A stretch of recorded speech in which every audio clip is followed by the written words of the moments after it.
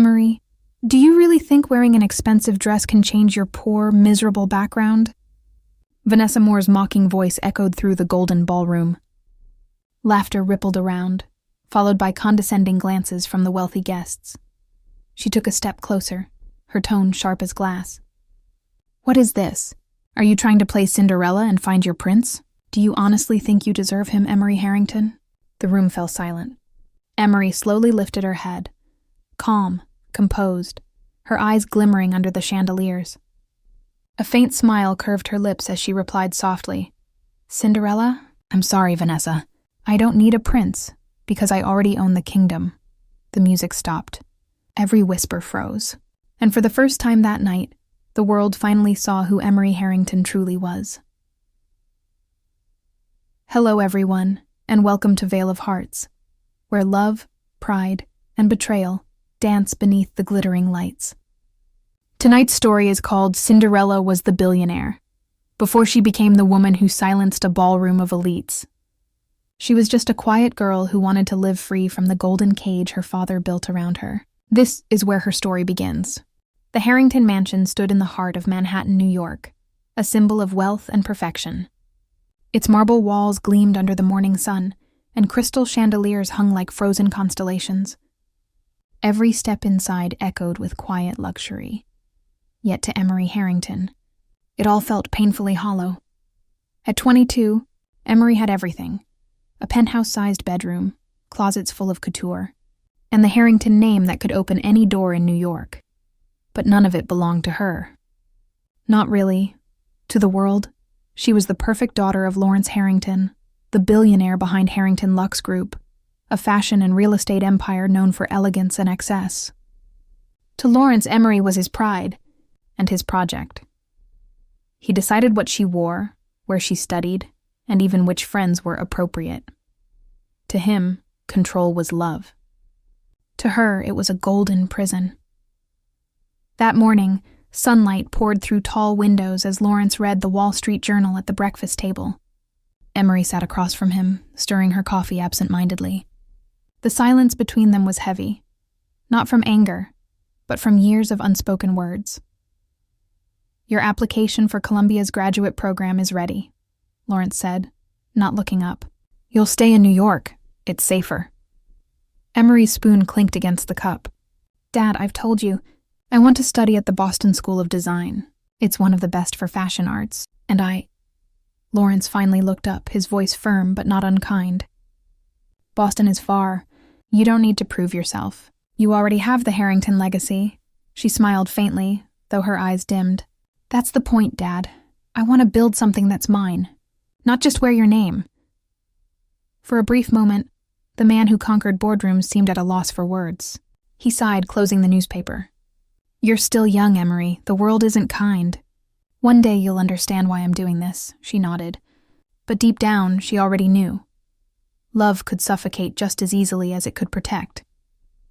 That night, while the mansion slept, Emery packed a single suitcase. She left behind silk gowns for denim, luxury for simplicity. But most of all, she left behind the version of herself that had always lived in someone else's shadow. Within weeks, she was living in a small apartment near the Boston School of Design, surrounded by art supplies and the scent of freshly brewed coffee from the cafe downstairs, Sunbeam Cafe, where she soon began working part-time. No one there cared about the Harrington name. They just knew her as Emery, the quiet girl with paint on her fingers and dreams in her eyes. At night, she worked on her own designs, uploading them to a small Instagram page, Ask Emery Designs. It started as a hobby, sketches of gowns inspired by light, emotion, and freedom. But soon people noticed. Comments appeared, then orders. Her designs began to spread through the online student community like whispers of something new, something genuine. For the first time, Emery felt alive, not as a billionaire's daughter, but as an artist carving her own name into the world, and yet deep down, she knew the golden cage she escaped from wouldn't let her go so easily. Somewhere else in the same city, while Emery was quietly sketching her next dress design under the glow of a desk lamp, another life, polished, extravagant, and hollow, was unfolding. Sebastian Cole, 25, heir to Cole and Partners Investments, leaned back in the leather chair of his penthouse suite overlooking downtown Manhattan.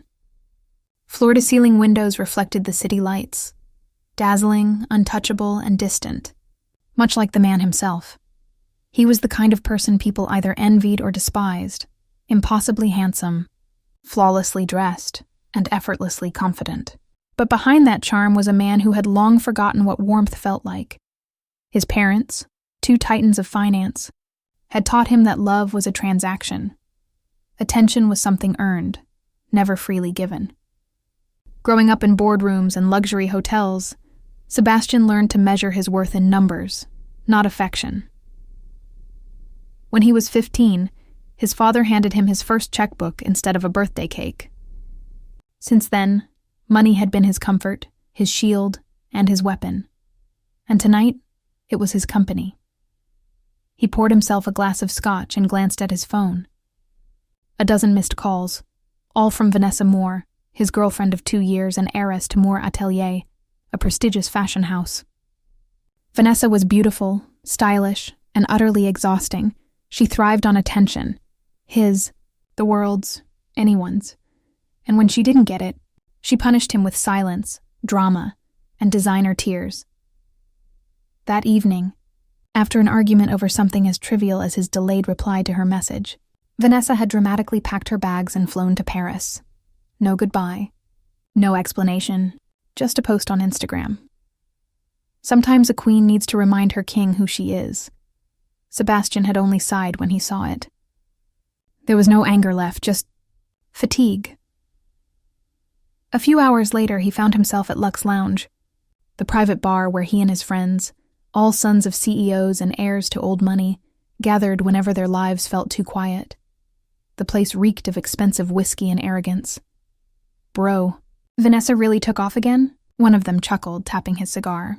That girl's drama on high heels, Sebastian smirked faintly. She needed an audience. Paris seemed big enough. Laughter erupted around the table. Another friend, Liam Davenport, heir to a luxury car empire, leaned forward with a mischievous grin. If you're tired of dating spoiled rich girls, try a poor one for a change. They don't throw tantrums or fly off to Paris when they're mad. And if they do get upset, buy them something cheap. They'll still smile and treasure it. The others howled with laughter, clinking glasses. Sebastian chuckled, but there was something thoughtful, almost curious in his gaze. He swirled his drink, watching the amber liquid glint under the dim light. Maybe I should, he said slowly, voice half serious, half mocking. Could be. An interesting experiment. They roared again, but the idea had already planted itself in his mind. For a man who had everything, Sebastian found the notion of simplicity strangely alluring. What would it be like to be with someone untouched by greed or pretense? Someone who didn't want him for his last name or his car or the penthouse view? He dismissed the thought as quickly as it came, downing the rest of his drink. Yet as the night went on, the laughter faded into background noise. His friends were still talking, boasting about girls, cars, and investments. But Sebastian's mind was elsewhere. He remembered his father's words from years ago. In life, son, you either own or get owned. Never be the latter. He had built his world around that philosophy, and yet sitting there, he couldn't shake the feeling that he was the one being owned, by loneliness, by expectation, by his own emptiness. As the bar emptied near midnight, Sebastian stepped outside. The city was alive, glowing, breathing, indifferent. A cool breeze brushed against his face, carrying with it the faint sound of laughter from the street below. He stared out at the skyline, glass towers that seemed to pierce the night sky, and wondered, not for the first time, what it would feel like to live a life that wasn't measured in wealth or appearances. He had no answer, but somewhere across the same city, a girl with paint-stained fingers and a second-hand laptop was sketching dreams of silk and light, dreams that would soon collide with his world of gold and glass, and neither of them had any idea that this meeting, accidental, unexpected, and fated, would change everything. The night was calm. the kind of stillness that made the city lights seem almost too bright. Sebastian Cole drove aimlessly through the streets of Boston, his sleek black Aston Martin gliding past quiet cafes and late-night diners. Music played softly in the background, something melancholic, hauntingly gentle, a stark contrast to the storm in his mind. He wasn't sure why he didn't go home. Maybe he just didn't want to face the silence waiting for him there. Silence had a way of reminding him how empty even a penthouse could feel. As the light ahead turned red, he slowed to a stop. His gaze drifted, and then caught something. Through the glass windows of Sunbeam Cafe, he saw a young woman in a simple white blouse, her long wavy hair falling over her shoulders as she cleared a table. She smiled politely at a group of college boys who were clearly saying something that made her uncomfortable. One of them reached for her wrist, laughing. Sebastian frowned. When she pulled her hand back, shaking her head, the boys jeered louder. Something in Sebastian snapped. Instinct, irritation, maybe something else entirely. Before the light could turn green, he pulled to the curb and stepped out. Inside, the warm aroma of coffee mixed with tension. The boys turned as he approached, tall, impeccably dressed, his eyes cold as winter glass. She said no, Sebastian said, voice calm but sharp as a blade. Is there a problem here? The leader, barely 20, smirked. Who the hell are you, man? Her bodyguard? A faint smirk crossed Sebastian's face. No, just someone who knows how to listen when a lady says no. The boy laughed, stepping forward. Too close. His friends followed, one of them muttering something under his breath. And then, in one swift motion, Sebastian's fist connected with the boy's jaw. The sound cracked through the cafe. Another swung back, but Sebastian dodged easily, his second punch landing clean. Within moments, the group stumbled back, swearing and spitting insults before retreating through the door. Silence lingered. Only the soft hum of the espresso machine filled the room. Sebastian flexed his hand. A cut on his knuckle began to bleed. The girl, Emery, hurried over, her eyes wide with concern. Oh my God, you're bleeding. Wait, please sit down. Before he could protest, she gently took his hand and guided him to a table. She pulled out a small first aid kit from behind the counter and began cleaning the wound. Her hands were delicate but sure, the kind that spoke of patience. He watched her quietly, noticing the tiny crease of concentration between her brows. You didn't have to do that, she said softly, wrapping the bandage around his knuckles. But, thank you. Sebastian tilted his head slightly, a hint of amusement in his voice. I don't like bullies, and they were annoying. She laughed, a real, unguarded laugh. And something about that sound made him forget the sharp edges of the day. When she finished, she hesitated. Let me make you a coffee. It's on the house. Consider it. A thank you for saving me. He almost declined.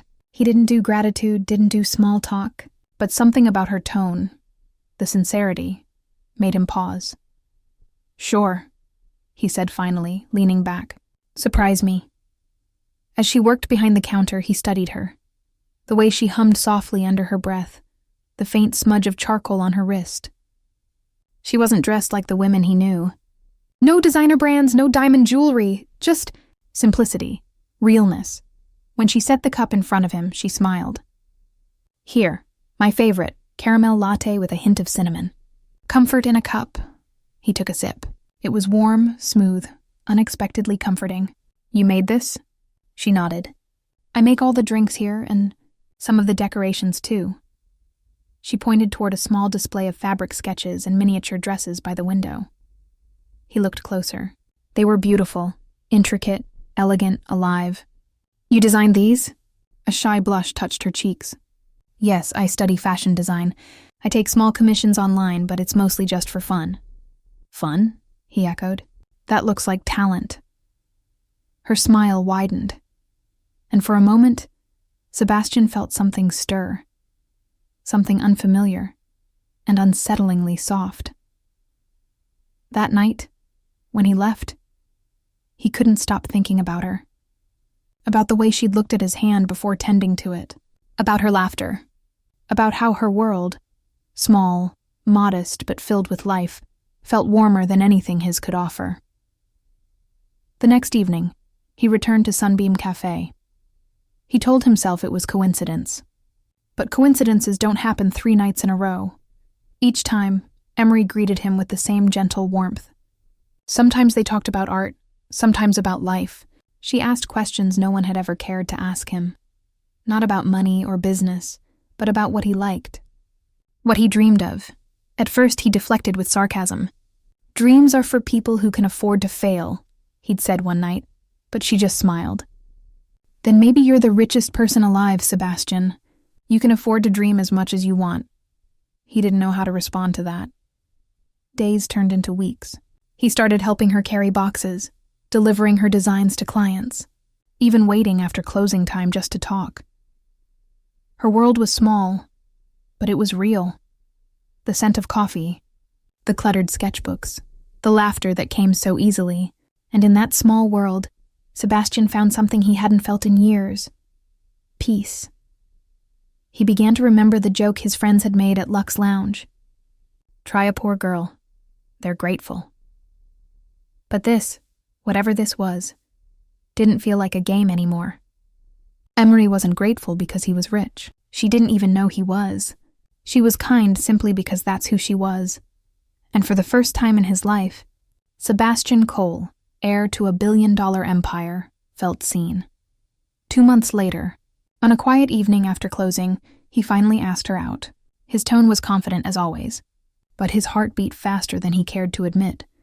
"Emery," he said, standing by the counter, "how about you let me buy you dinner? Somewhere that doesn't smell like espresso and paint."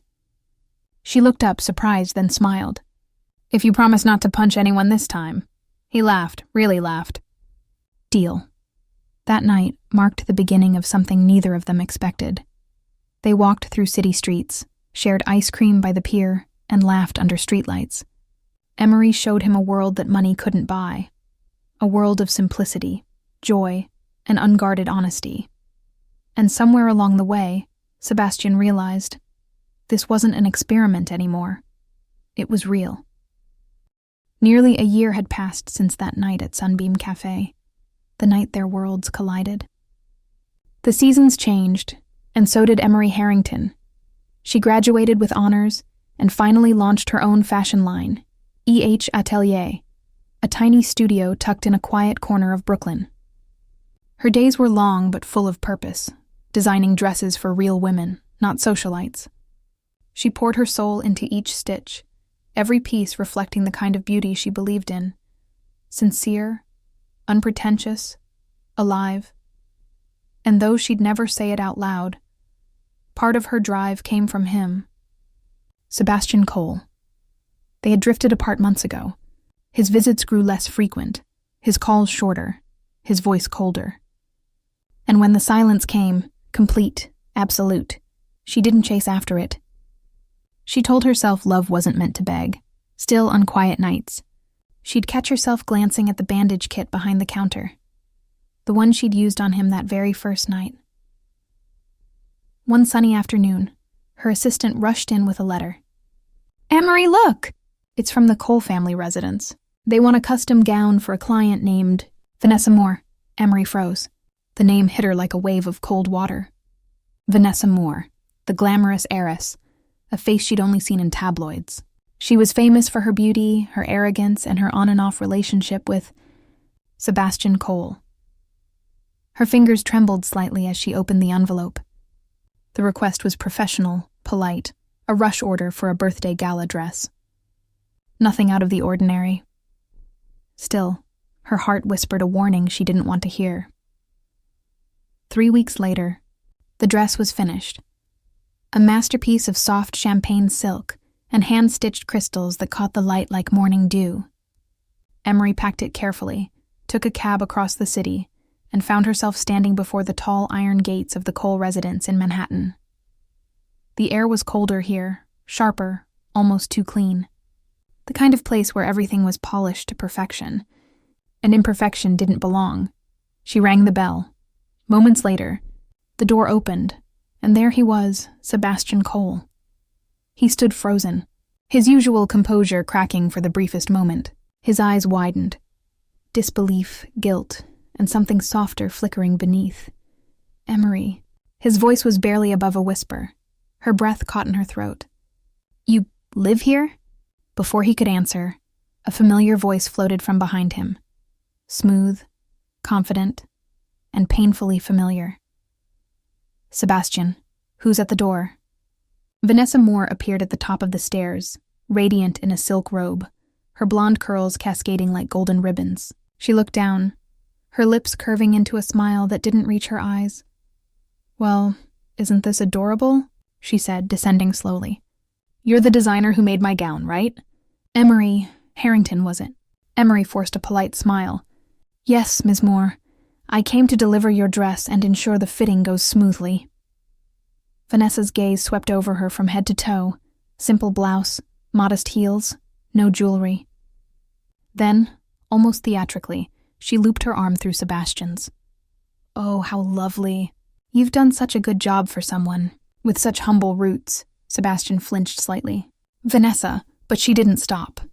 You know, Vanessa continued, leading the way inside, Sebastian never told me he knew a designer.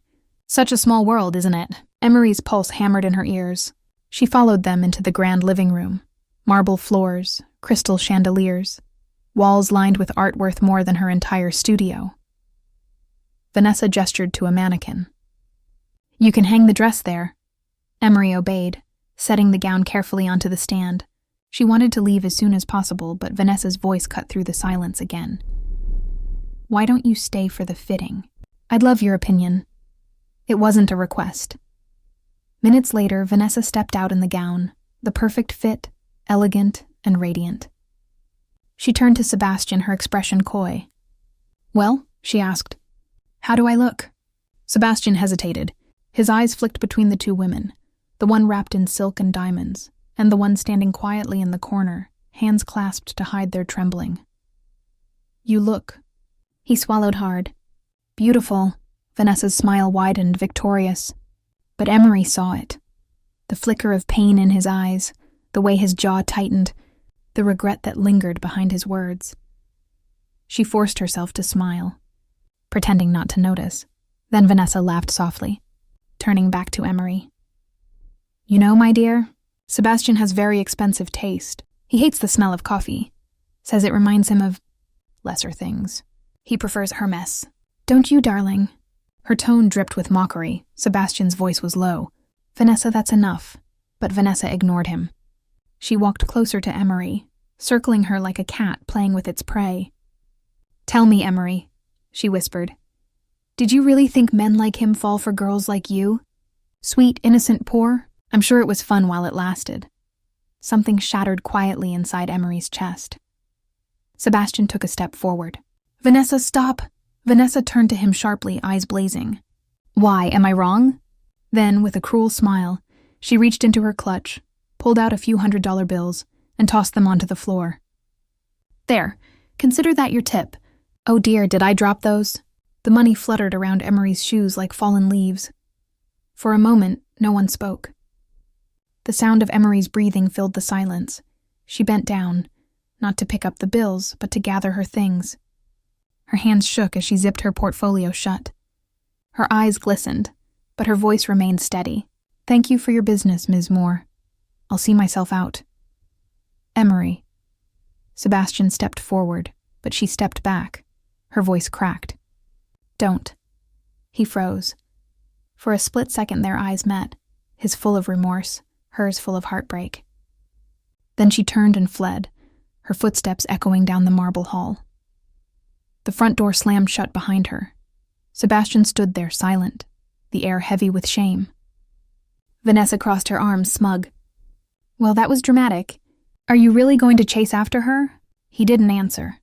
His eyes lingered on the doorway, on the space she'd just left, before he finally whispered, almost to himself, I already should have. Outside, the city lights blurred through Emery's tears. She didn't know where she was going, only that she couldn't stop. The cold wind stung her face, but she didn't care. Somewhere deep inside, she knew this pain was inevitable. She was never meant to fit in his world. But that didn't make the breaking any easier. And as she disappeared into the glow of the city, one thought kept echoing through her mind. Maybe love isn't about being chosen. Maybe it's about knowing when to walk away. The cold Manhattan wind scraped against Emery's skin as she stumbled down the marble steps of the Cole residence. Her pulse hammered painfully, every breath sharp, her vision dissolving into streaks of light. She didn't remember how she reached the sidewalk. Only the moment her knees buckled, and the world folded into darkness. Warmth was the first thing she felt when consciousness returned. A soft blanket, the faint lavender scent lingering in the air, voices drifting somewhere nearby. Then she heard him. Emery. "Sweetheart, can you hear me?" Her eyelids fluttered. The room sharpened around her. Tall windows, pale drapes, gentle amber lighting. But the man holding her hand made her freeze. Lawrence Harrington. Her father. One of Manhattan's most powerful men. And the person she had walked away from years ago? Dad? Her voice cracked, dry and weak. Relief washed over his face. His hand trembled as he brushed a strand of hair from her cheek. A softness no one outside their home would ever believe he possessed. "You scared me to death," he murmured, the edge of panic still clinging to his tone. "The doctor said you fainted from exhaustion. Now tell me." His expression hardened instantly, sharp as glass. "What happened to you?" Emery's lips quivered. Pain swelled tight in her chest. I don't... The words broke before they formed. Tears streamed down her face, hot and uncontrollable. Lawrence stilled. His daughter, the girl who always held herself together, who never cried unless the world was burning, was shaking in front of him. He pulled her into his arms. "It's all right," he whispered, protective, steady. "You don't have to talk. You're home now. You're safe." For the first time in years, Emery let herself fall apart in her father's embrace. Morning sunlight stretched across the room like a quiet blessing. Emery stood on the balcony, gazing over the sprawling Harrington estate, the mansion she once swore she wouldn't return to, determined to build a life without the family name. Memories of Sebastian cut through her like glass. His warmth, his promises, his eyes that wouldn't meet hers as she stood humiliated in front of the woman who claimed him. The ache was still there, but the tears were gone. Something inside her had shifted. When Lawrence stepped outside with 2 steaming mugs of tea, he studied her closely. "You look steadier today," he said. Emery nodded softly. "I'm done running," she whispered. "I want to live as who I actually am. Emery Harrington." He paused, surprised, then relieved. She continued. "I want to come back to Harrington Lux Group. I want to design again. And I want to create something worthy of our name." For a long moment, Lawrence didn't speak. His gaze softened, pride slipping through the cracks of his usually impenetrable demeanor. "I've waited years to hear that." Returning to Harrington Lux Group felt like stepping into a world she had once rejected. Polished halls, fast-paced energy, whispers that always traveled faster than facts. But this time, she wasn't the girl fleeing expectations. She was the woman claiming her place. As she walked through the design floor, heads turned. "That's the Harrington daughter? She's so young.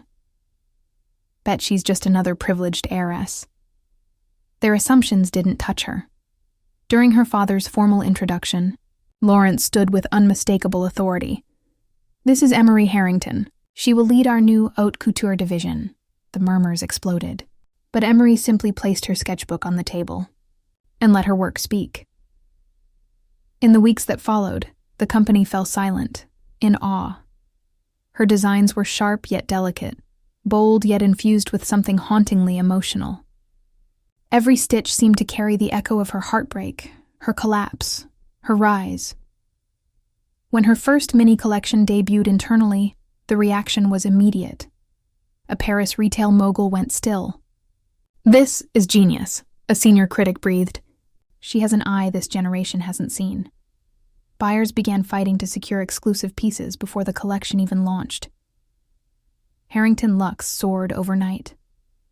Lawrence watched from across the room, pride warming his gaze. One evening, after she finished a set of final sketches, he rested a hand on her shoulder.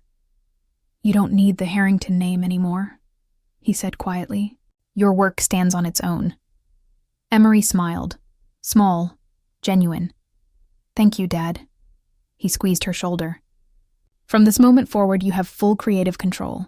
Whatever you want to build, build it. The company believes in you. I believe in you. For the first time, Lawrence truly let go. And for the first time, Emery walked without fear. The wound inside her wasn't gone. Some nights, as she paused over her sketchboard, she saw Sebastian's eyes. The apology he never said aloud. The helplessness as she walked away.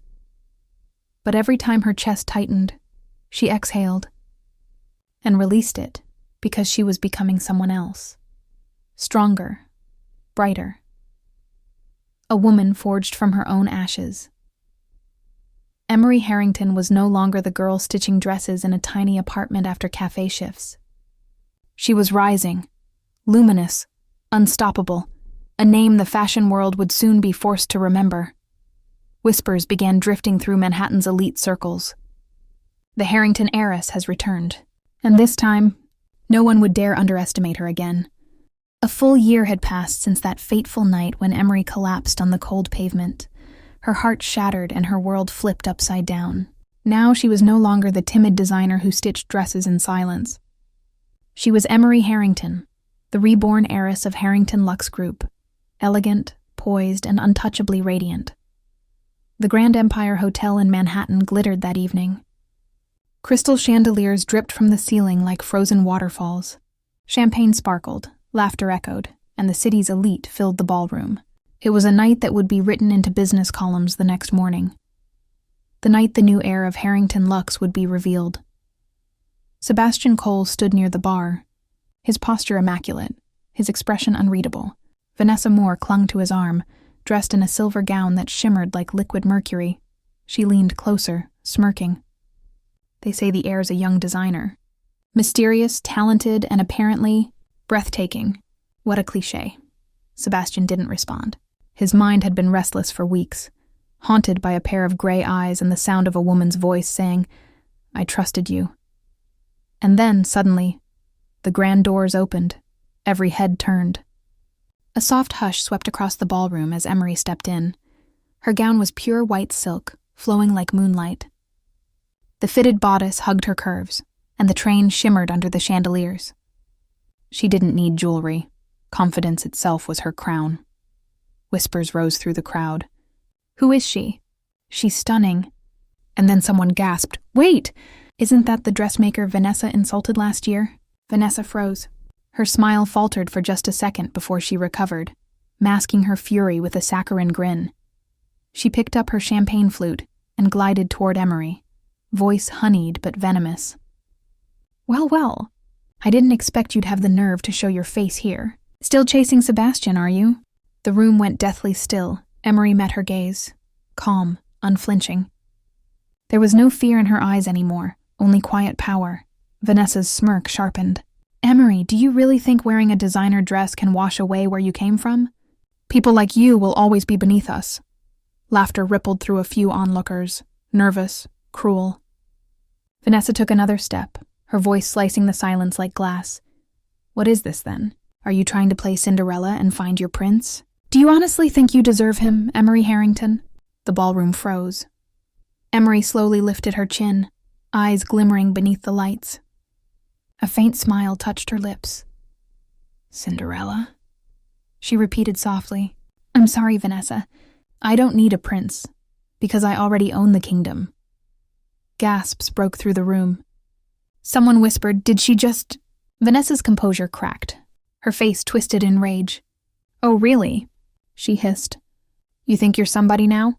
You think you belong here? You're delusional." And with a flick of her wrist, splash!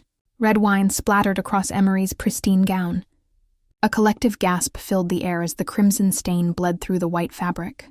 Vanessa's group of friends snickered behind her, their laughter shrill and cruel. But Emery didn't flinch. She stood tall, locking eyes with Vanessa, the same woman who once crushed her spirit. This time she wasn't broken. She was fire. Her voice came low, steady, and cutting through the laughter like steel. "You should learn to respect others, Vanessa. before it's too late. And before anyone could react, slap. The sharp sound echoed through the ballroom. Vanessa staggered back, clutching her cheek. Stunned. The crowd fell silent, breathless. Right then, Sebastian walked in through the side entrance, just in time to see the scene unfold. Vanessa spotted him instantly, tears brimming as she played her part. "Sebastian! She hit me! She actually hit me!" Sebastian's eyes darted between the two women. He looked at Emery, the red stain on her gown, the defiance in her stance, and something twisted in his chest. But his voice came out cold, distant. "Emery, apologize. You know exactly what you're doing right now."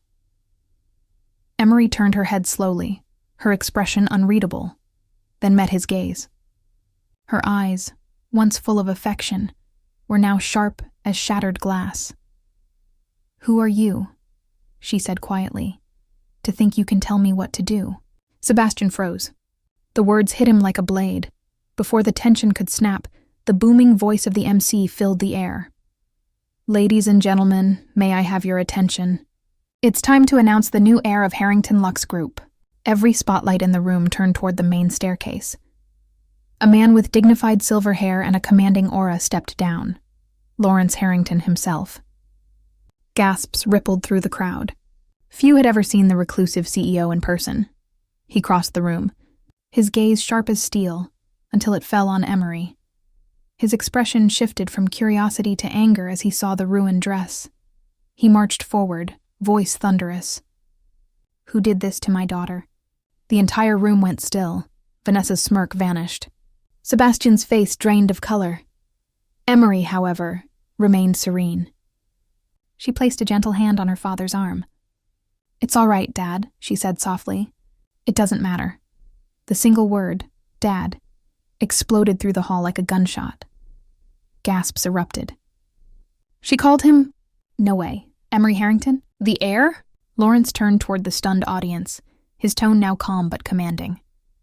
"Allow me to formally introduce the new creative director and sole heir of Harrington Lux Group, my daughter, Emery Harrington." Applause broke out, hesitant at first, then thunderous. The hall was still buzzing from the chaos moments earlier. Vanessa's smirk had faded, replaced by disbelief after that sharp slap. But Emery stood tall, calm, poised, radiant. The chandeliers shimmered above, scattering light across the marble floors like tiny diamonds. For a moment, time seemed to stop. Then slowly, Emery turned toward the crowd. Her voice was soft, but it carried like music through the silence.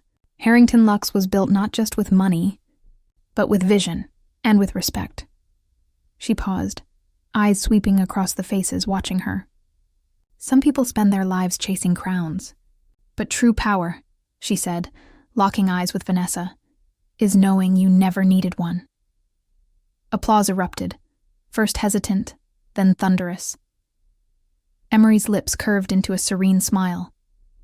She turned to her father and whispered, "Father, may I step away for a moment to change?" Lawrence Harrington, standing tall among the flashing cameras, nodded proudly. "Of course, my dear. The stage is yours tonight." The spotlight dimmed as Emery slipped backstage. Meanwhile, the event continued. A large LED screen lit up, projecting vintage footage of the Harrington Lux legacy, from a small leather atelier in Brooklyn in 1964 to one of the world's most sought-after luxury houses. The MC's voice echoed across the ballroom. Great empires aren't built on gold alone, but on the dreams and courage of those who dared to begin with nothing. The video faded. Soft orchestral music began to play. "And now, ladies and gentlemen," the MC announced, "we proudly present the Rebirth collection, a vision of power, grace, and transformation." The lights shifted to silver. Models began to walk out one by one, each wearing pieces that blended timeless elegance with modern strength. Silks and sequins glimmered like liquid light. The crowd watched in awe, their whispers rising and falling like waves. And then, the room gasped. From the far end of the runway, Emery appeared. She wore the final piece of the collection, a masterpiece titled Rise. The gown was sculpted from ivory satin that shimmered like moonlight, adorned with delicate crystal embroidery that traced the shape of wings across her back. Her hair was pulled into a sleek bun, a single diamond pin glinting at her temple. Every step she took was steady, regal, and deliberate. It wasn't just a model walking down the runway. It was a woman reborn. She reached the center of the stage. The music faded, leaving only the faint hum of cameras and the pounding of hearts. She turned toward the crowd, lifted the microphone, and began to speak, her voice low and velvety, every word carrying weight. Good evening, everyone. My name is Emery Harrington, creative director of Harrington Luxe. Gasps rippled across the audience. Some murmured in disbelief. Others leaned forward, captivated. Emery smiled faintly, her composure unshaken. There was a time I believed fashion was just fabric, something people wear and forget. But I've learned, fashion tells stories. It reflects who we are, what we've survived, and what we dream to become. Her gaze swept across the crowd, every movement fluid, commanding. This collection, the Rebirth, isn't only about beauty. It's about transformation, about standing tall even when the world tries to make you small. Vanessa, standing among the guests, felt her chest tighten. Sebastian, beside her, couldn't take his eyes off Emery. Emery's tone softened. Tonight isn't just about a brand's return. It's about reclaiming identity and remembering that no matter how broken you feel, you can always rise again. Her eyes flicked briefly toward Vanessa. It was subtle, but enough. To those who once doubted me, she continued, thank you. You taught me to believe in myself when no one else did. And to those who stood by me, she smiled, you reminded me that kindness and integrity never go out of style. The crowd fell silent, moved, entranced. Then she finished, voice soft but powerful. This isn't just fashion. It's a promise that every girl who was ever underestimated can one day stand in the light and shine in her own way. The music swelled again, soft piano, building into violins. The lights turned golden. For a long second, no one moved. Then slowly, the applause began. It started with a few people, then more, and within moments, the entire hall rose to their feet. Thunderous applause. Cheers. Cameras flashing like starlight. Emery stood there, bathed in gold and admiration, smiling, graceful, unshaken. From the crowd, Sebastian stared at her. His heart twisted, pride, regret, longing all tangled in one. He whispered under his breath, voice almost trembling, Emery, you finally became who you were meant to be.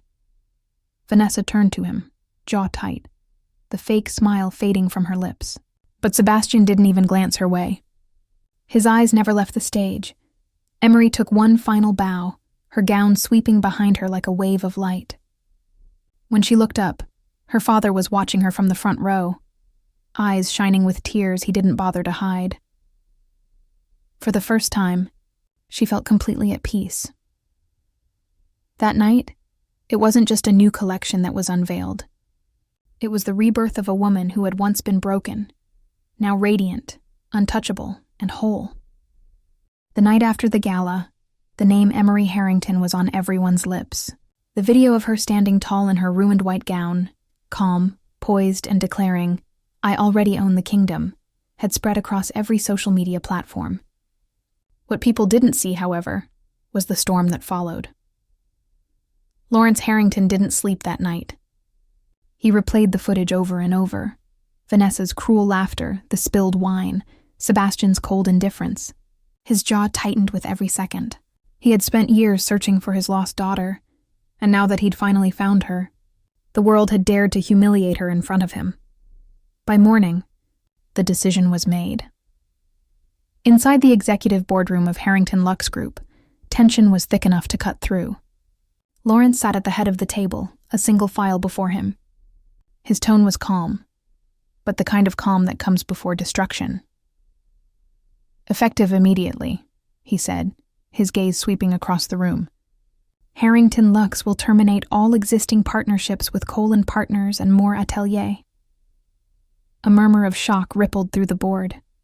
These companies had been longtime collaborators, key players in the luxury network. Ending those contracts would send shockwaves through the entire fashion industry. One executive hesitated. "Sir, if I may, this will cause a massive disruption to our international campaigns. Perhaps we should—" Lawrence raised a hand, silencing him instantly. "What disrupted this company's integrity," he said coldly, "was allowing people like them to believe they could disrespect a Harrington and still profit from us." Then, with a stroke of his pen, he signed the termination orders. The next morning, the industry woke to chaos. News headlines exploded. Harrington, Luxe cuts, ties with Cole & Partners and More Atelier, reasons undisclosed. Within hours, both companies' stocks began to plummet. Cole & Partners lost 3 major investors before noon. More Atelier's upcoming fashion line was pulled from 2 luxury retailers overnight. Inside the Cole offices, Sebastian stood by the window, phone in hand, pale as the world crumbled beneath him. "Dad, please," he tried to explain, but his father's voice thundered through the line. "Do you realize what you've done?" Richard Cole roared. "Harrington was our biggest client. You let your personal affairs destroy years of partnership. Fix it, Sebastian, or you're done." Sebastian clenched his jaw. The image of Emery's tear-streaked face and the slap that echoed through the ballroom refused to leave his mind. He had wanted to protect her, but he'd hesitated, and now he was paying the price. Meanwhile, at More Atelier, Vanessa sat frozen in front of her laptop as the emails poured in. Terminated contracts, canceled shows, withdrawn sponsorships. Her phone buzzed nonstop, but she couldn't bear to look. The glamorous facade she had built was collapsing. When her mother entered the room, Vanessa broke down. "Mom, they've blacklisted me. Every single brand. My name's being dragged all over the internet." Her mother's voice was sharp. "You should have known better than to pick a fight with a Harrington." Vanessa's trembling hands reached for a glass of water, but it slipped from her grip and shattered across the floor. Much like her reputation. A week later, the world had shifted. Cole & Partners was struggling to stay afloat. More Atelier's name was a stain no one wanted to touch, and Emery Harrington, once whispered about as an imposter, was now the center of admiration. Magazines called her the real Cinderella who didn't need a prince. Emery, however, stayed silent. She didn't gloat or seek revenge. She simply focused on her work at Harrington Luxe, her quiet confidence more powerful than any public statement. One afternoon, as sunlight streamed through her office window, Lawrence entered. "You handled everything with grace," he said softly. "I'm proud of you, Emery," she smiled faintly. "You taught me that power doesn't need to shout, Father. Sometimes it just needs to be seen." Outside, the world moved on, but the message remained clear. In the kingdom of power and pride, cruelty always comes with a price. And Emery Harrington had finally taken back her crown. The scandal that had shaken the fashion world soon faded into history, but Emery Harrington's name only grew brighter. Months turned into a year, and under her creative direction, Harrington Luxe was reborn, elegant, daring, and unapologetically modern. Her designs told stories, not of luxury alone, but of resilience. Each collection carried fragments of her journey, broken glass turned into crystal embroidery, stormy hues fading into gold. People no longer saw her as the girl who was humiliated at a gala, but as the woman who rose from it, stronger, untouchable, and entirely her own. Every major publication wanted her story. She had become the face of empowerment, a symbol that grace could be sharper than vengeance. One afternoon, inside a minimalist studio bathed in soft light, Emery sat down for an exclusive interview. The cameras rolled, but her demeanor remained calm, confident, grounded. The reporter smiled. "You've built an empire in less than a year. You've turned pain into art and silence into power. If you could tell the world one thing, what would it be?" Emery paused, her gaze drifting to the city skyline beyond the glass wall. Her voice was low, steady, but carried a quiet strength that filled the room. "Sometimes," she began, "to find yourself, you have to lose the things you once thought were precious. It hurts, but that's how you make room for what truly matters." The reporter nodded, visibly moved. "And what truly matters to you now?" Emery smiled faintly. That same calm, knowing smile that once silenced a ballroom full of judgment. "Peace," she said simply, "and the freedom to live without needing anyone's approval." That night, after the interview aired, the world once again fell in love with her, not for her beauty or power, but for her authenticity. Online forums lit up with admiration. Young designers called her their inspiration. Even those who once doubted her found themselves silently rooting for her triumph. Later, Emery stood alone on the balcony of her penthouse. Below, the city pulsed with light, a sea of motion, chaos, and dreams. The cool breeze carried faint echoes of the past, laughter, betrayal, heartbreak, but none of it hurt anymore. She leaned against the railing, the moonlight glinting off her earrings like tiny stars. For the first time in a long while, she felt light, whole. She whispered to herself, barely audible, a promise only the wind could hear. "I didn't win by fighting them. I won by finding myself." A gentle smile curved her lips as she looked out over the glowing skyline, eyes shimmering with the light of freedom, self-worth, and quiet triumph. In that moment, Emery Harrington wasn't just the heir to an empire. She was the architect of her own destiny, reborn from the ashes, radiant with peace. Thank you so much for listening to Emery's journey, a story about pain, pride, and ultimately, rebirth. If her strength and transformation touched your heart, don't forget to like, share, and subscribe to our channel for more powerful love dramas and emotional storytelling. Tell us in the comments, what part of Emery's story moved you the most? Your support means the world and keeps us inspired to bring you more heartfelt tales every week.